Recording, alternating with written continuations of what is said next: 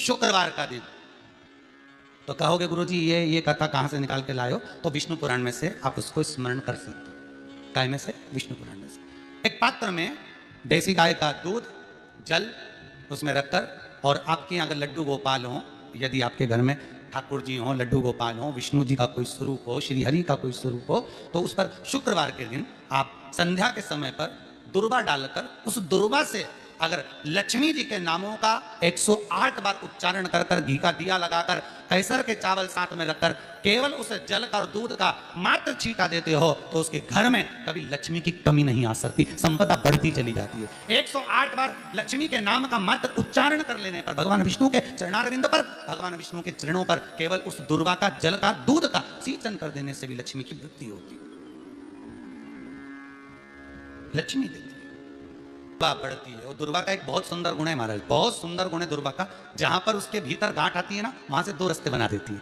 बोलो बनाती कि नहीं बनाती? कभी दुर्वा देखी होगी आपने? जहां गांठ आई वहां 2 रास्ते बनाएगी, फिर गांठ आई फिर 2 रास्ते बनाएगी, फिर गांठ आई फिर 2 रास्ते बनाएगी। दुर्वा का क्रम ऐसा है कि हम भगवान को दुर्वा क्यों देते हैं, उसका कारण यह है कि मान लो हे परमात्मा, हे शंभु, हे गणेश, हे प्रभु नारायण, अगर मान लो मेरा एक रास्ता चलते चलते गांठ पड़ जाए, एक रास्ता मेरा बंद हो जाए, तो वहां से मेरे दूसरे रास्ते खोल देना। इसलिए दुर्वा भगवान को समर्पित करी जाती है। दुर्वा को समर्पित करने का क्रम ही यही है कि मेरे मार्ग खुल जाए, मेरी राह खुल जाए, मेरा मार्ग चारों तरफ खुलता चले। दुर्वा नीचे की ओर चलते चलते मार्ग खोलती चली जाती है।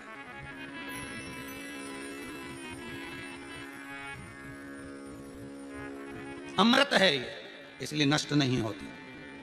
तोड़ के रख लेना, प्रैक्टिकल करके जरूर देखना। सीवर वाला महाराज कहीं झूठ तो नहीं बोल रही है।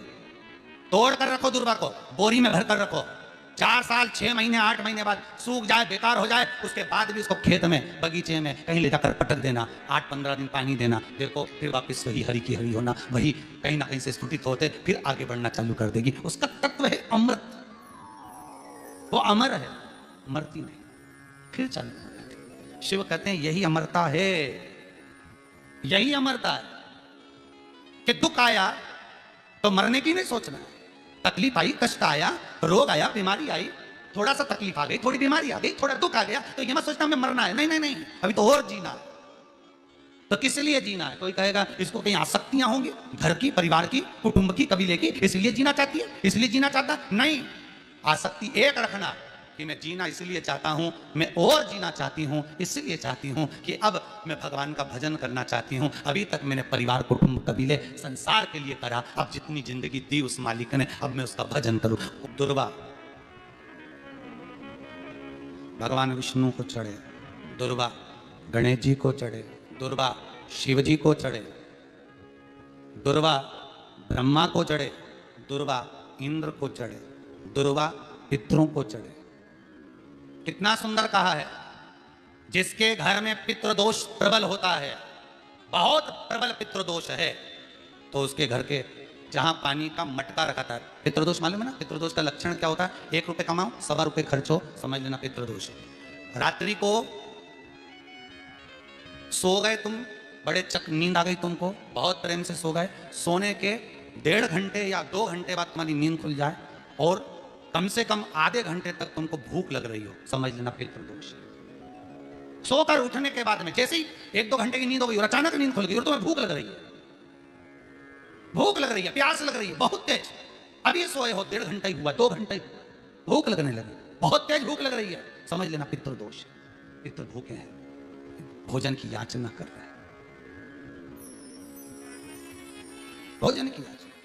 सोने के बाद तत्काल नींद खुले 2 घंटे के बाद भूख लगे, उसका भी एक समय बताया है महाराज ब्रह्मवर्ता पुराण के अंतर्गत कि रात्रि को सोने के बाद में 1 घंटे की नींद हो जाए और उसके बाद में 2 घंटे के अंदर वापस नींद खुल जाए और भूख लगने लगे, तो समझ लो पितर भूखे हैं, भोजन मांग रहे हैं, अन्न मांग रहे हैं, पितर दोष है। पितर दोष का कुछ कुछ वर्णन किया गया है। घर में एक पात्र के चक्कर में, एक बेडशीट के चक्कर में, एक सामान के चक्कर में विवाद हो रहा है, तो समझ लो पितृदोष है। 1 रुपया कमाया, 1.25 खर्च हो रहा है, पितृदोष है। घर में एक बीमार, दूसरा फिर बीमार हो गया, तीसरा फिर बीमार हो गया, एक ठीक हुआ, एक बीमार हुआ, पितृदोष है। पितृदोष का भाव, तो उसके लिए करना क्या है? शिव महापुराण की कथा कहती है, सुंदर गणेश जी का चरित्र वर्णन करता है, स्कंद पुराण कहती है, विष्णु पुराण कहती है कि दुर्वा 21 दुर्वा की गांठ बनाकर 7 गांठ 21 दुर्वा की बनाकर जो अपने पितरों का मटका, मटका मतलब परिंडा, हंडा, जो भी पानी का भरते हो, उसके नजदीक में मात्र एक कटोरी में चावल रखकर उसमें अगर दुर्वा रख देता है तो मात्र 5 या 7 दिन में पितृदोष समाप्त होना प्रारंभ हो जाता है। उसके घर में लक्ष्मी की वृद्धि होने लगती है, सुख शांति अपने आप आने लगती है, उसका क्लेश समाप्त हो जाता है। दुर्वा में वो गुण है जो पितृ भी उसका भाग अमृत तत्व प्राप्त करना चाहता है, अमृत देना चाहता है। और सरल भाषा में समझिए, जिसकी फैक्ट्री नहीं चल रही हो, फैक्ट्री में बार बार कुछ तकलीफ आ रही हो, गाड़ियां नहीं चल रही हो, 4 व्हीलर गाड़ियां ले रखी हैं, कभी ट्रक गड़बड़ हो रहा है, कभी ट्रक में ये हो रहा है, कभी गाड़ी में ये हो रहा है, कभी बस में ये हो रहा है, बस एक काम करना है, दुर्वा का थोड़ा सा भाग लेकर पानी के लोटे में उसको डालकर 5 अक्षत के दाने उसको पटक कर उस गाड़ी के अंदर उस कलश को रख दो, बस आधे घंटे के लिए, और उस पानी को चक्के के चारों तरफ डालते डालते जाइए दुर्वा के साथ में, तकलीफ नहीं देगा। फैक्ट्री का भी यही प्रमाण है। दुर्वा में वो अमृत तत्व छुपा है जिसका सुख आनंद दे जाता है, आनंद। शिव पुराण कह रही है महाराज, दुर्वा का एक नाम और है, उसका नाम है अमृत जन्मा। क्या नाम है? अमृत जन्मा। दुर्वा का एक नाम और है। मारवाड़ी लोग इसको ध्रुव भी बोलते हैं, ध्रुव बोलते हैं। दुर्वा का बहुत सुख। शंकर भगवान गौ माता दूध की धार लगाती है, इसलिए दुर्वा का दूध से बड़ा मिलन है, बड़ा आनंद है, बड़ा सुख है। कोई भी ग्रह अनुकूल नहीं है, सब बेकार चल रहे हो, सब प्रतिकूल चल रहे हो, दूध के पात्र में दुर्वा डाल लो, पीपल के वृक्ष के नीचे चढ़ा कर आओ, राहु केतु शुक्र शनि जो भी गड़बड़ है सब सुधरना चालू हो जाए। दुर्वा का वो सुख।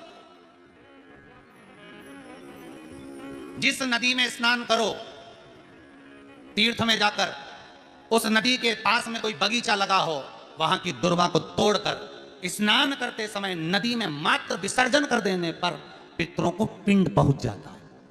मात्र उस दुर्वा का विसर्जन कर देने पर पितरों को पिंड का भाग मिल जाता है। अभी ना तो तुम्हारे पास में आटा है, ना तुम्हारे पास में चावल है, ना तुम्हारे पास में पिंड है, ना कोई तुम्हें संकल्प छुड़ा रहा है, ना कोई तुम्हारे पास में वस्तु है, उसके बाद भी पितरों को भाग मिल रहा है। काय से? केवल एक दुर्वा के तत्व से। स्नान करने से पहले पवित्र नदी में, गंगा, यमुना, नर्मदा, सरयू आदि किसी पवित्र नदी में आप स्नान कर रहे हो, वहां के बगीचे में घूमकर आप जाते तो हो, पैदल ही नहाने जाते हो, तो घाट के आसपास में कोई बगीचा, वहां की दुर्वा तोड़ ली, एक दुर्वा नहाने से पहले अपने पूर्वजों पितरों के नाम से नदी में छोड़ दी।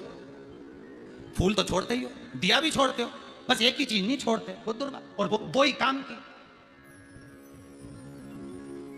वही काम की। तुमको छोड़ो ना छोड़ो, एक दुर्वा का छोड़ दिया, वो पितरों के लिए सुख प्रदान करने। शिव पुराण कह रही है महाराज, देवताओं को अमृत कितनी बार मिला? एक बार। दुर्वा को अमृत कितनी बार मिला? जम के बोलिए, 5 बार। कार्य सिद्धि के लिए 5 दुर्वा गणेश जी को चढ़ाई जाती है, आज भी नियम।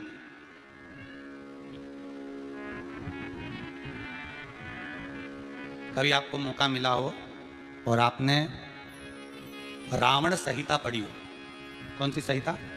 रावण संहिता।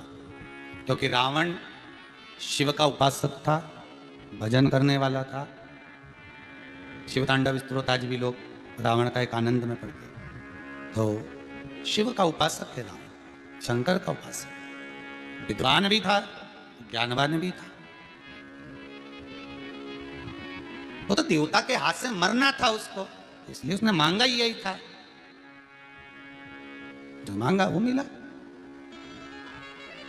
तो रावण संहिता अगर किसी ने पढ़ी हो तो उसको मालूम होगा, रावण संहिता में 4 तरह के तिलक का महत्व बताया। कितने तिलक? 4। उन 4 तिलक में सर्वश्रेष्ठ तिलक रावण बताता है। एक तिलक सर्वश्रेष्ठ है, वो है दुर्वा। जो दुर्वा होती है, उस दुर्वा को जलाकर उसकी भस्म तैयार कर कर उसमें गाय का, श्वेत गाय, कौन सी गाय? सफेद। उस गाय के शरीर पर कोई दाग ना, उसके शरीर पर पूर्ण तरह से श्वेत हो, ना लाल उसमें कोई धब्बा हो, ना काला धब्बा हो, ना कोई कलर हो, बस केवल श्वेत। रावण संहिता में 4 तरह के तिलक का प्रमाण दिया, तो एक तिलक रावण संहिता में वर्णन आया। एक तिलक का जो व्याख्यान वर्णन किया गया, उसमें दुर्वा को जलाकर राख कर कर भस्म बनाकर उसमें गाय का घी, देसी गाय का घी मिलाकर और उसका बिंदी, उसका तिलक मस्तक पर लगाकर या नैनों में सुरमा लगाकर जो व्यक्ति जिस किसी से मिले वो उसका हो जाता है। उस दुर्गा में इतना प्रबलता आ जाती है, अमृत तत्व जुड़ा हुआ है दुर्गा के। रावण संहिता में 4 तिलक बताएं, उसमें से सबसे 4 तिलक में अलग अलग एक बेलपत्री की जड़ का तिलक है, एक आंकड़े की जड़ का तिलक है। रावण संहिता में 4 तिलकों का वर्णन है, उसमें मुख्य है सबसे ज्यादा। हम तो कहेंगे अगर मान लो वैसे तो नौकरी करने जाओ, सर्विस करने जाओ तो आंख में काजल लगा कर जा नहीं सकते, नहीं तो लोग ही कह देंगे कहाँ से आया है। मालूम पड़े तुम नौकरी के लिए इंटरव्यू देने जाओ और आंखों में काजल लगा के चले जाओ, तो फिर भी एक प्रयास करना, फिर भी एक प्रयास करना। उस दुर्गा का जो काजल बनाओ, मूछे हो, दाढ़ी हो, कहीं कहीं पर भी उसकी एक बिंदी लगाकर चले जाओ, वो असर करेगी और आपको वो जॉब मिल ही जाएगा, ये पक्का है। उसमें आकर्षण होता है। दुर्गा आकर्षण का केंद्र करती है। आपको कभी आपके नयनों में दर्द हो रहा हो, जलन हो रही हो, तो आप दुर्गा हरी भरी दुर्गा हो, वहां थोड़ी देर चलने का प्रयास करिएगा, आपके नेत्रों का विकार समाप्त हो जाएगा। दुर्गा में वो सुख है, वो अमृत छुपा हुआ है। और एक बार का अमृत नहीं, 5 बार का अमृत दुर्गा के।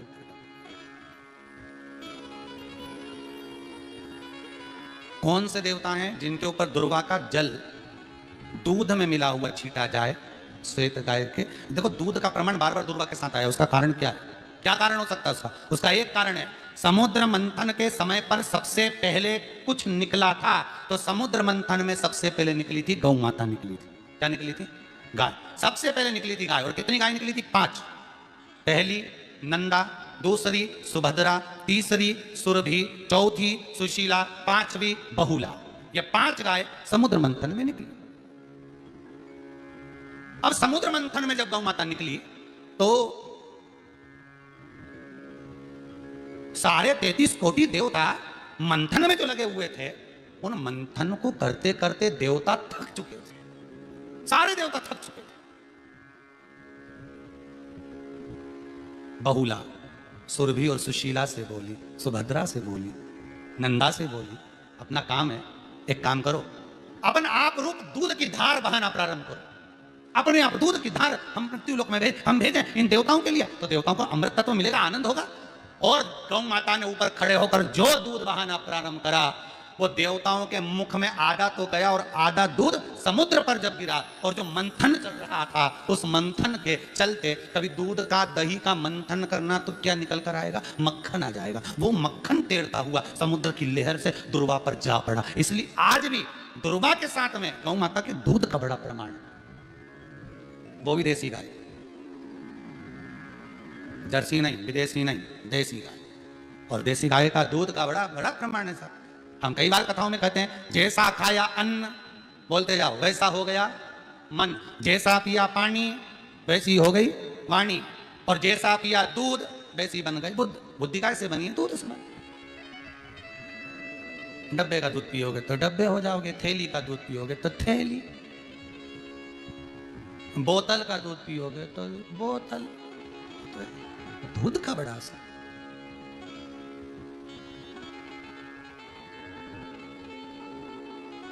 गौ माता के दूध का पान। कहा एक पात्र में जल और दूध ले लीजिए, शुक्रवार का दिन। तो कहोगे गुरुजी ये कथा कहां से निकाल के लाए हो? तो विष्णु पुराण में से आप उसको स्मरण कर सकते हो। काय में से? विष्णु पुराण में से। एक पात्र में देसी गाय का दूध, जल उसमें रखकर, और आपके अगर लड्डू गोपाल हो, यदि आपके घर में ठाकुर जी हो, लड्डू गोपाल हो, विष्णु जी का कोई स्वरूप हो, श्री हरि का कोई स्वरूप हो, तो उस पर शुक्रवार के दिन आप संध्या के समय पर दुर्वा डालकर, उस दुर्वा से अगर लक्ष्मी जी के नामों का 108 बार उच्चारण कर कर, घी का दिया लगाकर, कैसर के चावल साथ में रखकर, केवल उस जल का और दूध का मात्र छींटा देते हो, तो उसके घर में कभी लक्ष्मी की कमी नहीं आ सकती, संपदा बढ़ती चली जाती है। 108 बार लक्ष्मी के नाम का मात्र उच्चारण कर लेने पर, भगवान विष्णु के चरणारविंद पर, भगवान विष्णु के चरणों पर केवल उस दुर्वा का जल का दूध का सिंचन कर देने से भी लक्ष्मी की वृद्धि होती है। लक्ष्मी देती है।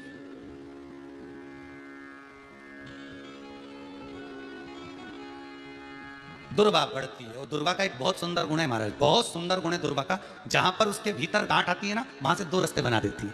बोलो बनाती कि नहीं बनाती? कभी दुर्गा देखी होगी आपने, जहां गांठ आई वहां दो रास्ते बनाएगी, फिर गांठ आई फिर दो रास्ते बनाएगी, फिर गांठ आई फिर दो रास्ते बनाएगी। दुर्गा का क्रम ऐसा है कि हम भगवान को दुर्गा क्यों देते हैं, उसका कारण यह है कि मान लो हे परमात्मा, हे शंभु, हे गणेश, हे प्रभु नारायण, अगर मान लो मेरा एक रास्ता चलते चलते गांठ पड़ जाए, एक रास्ता मेरा बंद हो जाए, तो वहां से मेरे दूसरे रास्ते खोल देना। इसलिए दुर्गा भगवान को समर्पित करी जाती है। दुर्गा को समर्पित करने का क्रम ही यही है कि मेरे मार्ग खुल जाए, मेरी राह खुल जाए, मेरा मार्ग चारों तरफ खुलता चले। दुर्गा नीचे की ओर चलते चलते मार्ग खोलती चली जाती है।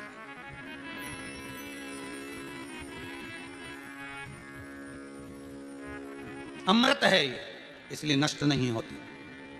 तोड़ के रख लेना, प्रैक्टिकल करके जरूर देखना। सीवर वाला महाराज कहीं झूठ तो नहीं बोल रही है। तोड़ कर रखो दुर्गा को, बोरी में भर कर रखो। 4 साल 6 महीने 8 महीने बाद सूख जाए, बेकार हो जाए, उसके बाद भी उसको खेत में बगीचे में कहीं ले जाकर पटक देना, 8-15 दिन पानी देना। देखो फिर वापस वही हरी की हरी होना, वही कहीं ना कहीं से स्फुटित होते फिर आगे बढ़ना चालू कर देगी। उसका तत्व है अमृत, वो अमर है, मरती नहीं, फिर चालू हो जाती। शिव कहते हैं यही अमरता है, यही अमरता है कि दुख आया तो मरने की नहीं सोचना है। तकलीफ आई, कष्ट आया, रोग आया, बीमारी आई, थोड़ा सा तकलीफ आ गई, थोड़ी बीमारी आ गई, थोड़ा दुख आ गया, तो ये मत सोचना हमें मरना है। नहीं नहीं नहीं, अभी तो और जीना। आया दरवाजे तक रोग, आया दरवाजे तक बीमारी, आया दुख दरवाजे तक, दुख क्यों ना आएगा? हमारे पूर्व का कर्म है तो दुख तो मिलना ही है। कोई महाराज जी तुमसे कहते कि तुम्हें दुख ही नहीं आएगा, मैं बैठा हूं, तो महाराज जी से कहते ना तुम्हारा चरण कहां है मैं बता दो, क्योंकि दुख तो आएगा। जैसी करनी वैसी है। जो पूर्व में कर कर आए हो, भले आज तुम किसी को दुख नहीं दे रहे, भले आज तुम किसी को तकलीफ नहीं दे रहे, पर पूर्व का कर कर आए हो वो तो भोगना पड़ेगा। 2 कारणों से मनुष्य का शरीर मिलता है, एक कर्म का भोग भोगने के लिए, दूसरा भगवान का भजन करने के लिए। भजन भी करो और दुख भी भोगो। जो मिला है किस्मत में, बड़े प्रेम से मिला, ना जाने क्यों मिला इतना दुख, उसका कारण होगा। वो कारण को ढूंढना बाद में, अपने को ढूंढ की जरूरत भी क्या, तो भजन करो, भजन करोगे तो दुख कटेगा। मंदिर जाने से दुख नहीं कट रहा, दुख कैसे कट रहा है? मंत्र जपने से, नाम जपने से, राम कहने से, कृष्ण कहने से, शिव कहने से, भवानी कहने से। मंत्र जितना जपोगे उतना दुख कटता चले जाएगा, उतना दुख। भोला सब दुख काटो हमारा, ओ भोला सब दुख काटो हमारा। शिव शंकर जपूं तेरी माला, भोला। जैसे व्यक्ति का कोई काम नहीं हो रहा हो, बहुत दिन से लगे, बहुत समय से लगे, ये काम हो ही नहीं रहा, तो शंकर जी का नाम को उल्टा कर कर जपना चालू कर दो। नमः शिवाय ओम। आपको लगे कि आपके घर में शांति बिल्कुल नहीं है, क्लेश बहुत ज्यादा है, बहुत ज्यादा तकलीफ, हमारे घर में कुछ न कुछ जरा सी बात पर विवाद होता ही है, तो प्रयास करिएगा कि आप काली तिल थोड़ी सी, एक काली मिर्ची और 7 लौंग, क्या क्या तिल चीजें हैं, काली तिल, काली मिर्ची, 7 लौंग, केवल ये हथेली में रखकर अपना नाम और गोत्र बोलकर अपने दरवाजे से बाहर निकलकर किसी भी शंकर के मंदिर को समर्पित करिए। शिव पे नहीं चढ़ाने दें तो शंकर की चौखट रहे। महाराज घर में कभी क्लेश नहीं होगा, बिल्कुल शांति, सहजता, प्रेम आपस। भगवान देवादिदेव महादेव को जल चढ़ाते हैं, उसके 5 अलग अलग तरीके हैं। बहुत सावधानी से सुनना कथा, आपकी और हमारी जिंदगी की सार्थकता को सिद्ध करने वाली कथा। आज पंजाब की इस पवित्र भूमि पर अगर ये प्रसंग निकला है तो इसको आप अगर सुनेंगे तो आपका जीवन सार्थक होगा। शिव जी को 5 तरह से जल चढ़ाने का तरीका है। जैसे पंचामृत होता है, दूध, दही, शहद, घी, शक्कर, ये सब पंचामृत के अंतर्गत आते हैं, उसी तरह शंकर जी को 5 तरह से जल चढ़ाने का क्रम वर्णित किया गया। अब उसको समझेंगे, बहुत सावधानी से समझिएगा। पहला, जल लेकर आए, सीधे डायरेक्ट शंकर भगवान के शिवलिंग पर चढ़ा दिया, ये प्रथम जल का चढ़ाने का तरीका। दूसरा, जहां से पानी बहकर जाता है, जहां से जल बहकर जा रहा है, उसके ठीक विपरीत जल उत्तर में जा रहा है, आप दक्षिण में खड़े होंगे और दक्षिण में खड़े होकर उत्तर की ओर मुख करेंगे और शिव जी को जल समर्पित करेंगे। ये रोग मुक्ति करने वाला है और हमारे रोग पर हमें विजय प्रदान करने वाला है। ये जल चढ़ाने का। एक सीधे मंदिर में गए, लोटा भर कर जल उठाया, शिव जी को चढ़ा दिया। दूसरा जल, जहां से पानी बहता है, शिव जी का चढ़ा हुआ जल जहां से बहकर जाता है, उसके ठीक विपरीत में शिव जी का जल इधर जा रहा है, तो तुम यहां खड़े हो, तुम यहां बैठो, यहां मत बैठना, यहां मत बैठना, इधर बैठो। अगर रोग का निवारण है यहां बैठो। तीसरा, अशोक सुंदरी से जल चढ़ाते चढ़ाते शिवलिंग तक लेकर जाना और शंकर भगवान के शिवलिंग पर पूर्ण जल समर्पित करना। ये तीसरा तरीका। ये कार्य की सिद्धता के लिए। हम जब किसी से आस न लगाकर परमात्मा से विनती करते हैं तो वो विनती करने का तरीका। तीसरा। चौथा, शिवजी पे चढ़ा हुआ जल 5 जगह पर समर्पित करना। गणेश जी, कार्तिकेय, अशोक सुंदरी, शिवलिंग और जलाधारी। ये चौथा क्रम है। जब जिस नारी का, जैसे मेरा नाम मोनिका है, मेरे पति का नाम संजय सिंह है, मैं दिल्ली स्वरूप नगर की निवासी हूँ, मेरा फोन नंबर ये है। कहीं बैठी हैं? मैं बाबू को लाए हैं क्या? नहीं लाए? ठीक है, मैं प्रणाम करने के लिए लाई हूँ। गुरुदेव, बाबा बाबा बैठी है बहन। शिव तत्व, एक जल चढ़ाने का तरीका। शिव जी को हम जो जल चढ़ाते हैं उसका एक तरीका भी हमारी जिंदगी में अगर हमने उसको स्मरण में रख लिया तो हमारी कार्य की सिद्धता को सिद्ध कर देता है, हमें सफलता की ओर लेकर चले जाता है। सीधे जल चढ़ाना, दक्षिण में बैठकर उत्तर की ओर मुख कर जल चढ़ाना, अशोक सुंदरी से लेकर शिवलिंग तक जल चढ़ाना, 5 स्थान पर गणेश, कार्तिकेय, अशोक सुंदरी, जलाधारी, शिवलिंग पर जल चढ़ाना 5 स्थान पर। ये चौथे नंबर का। और 5वां जल समर्पित करना। 5वें नंबर का।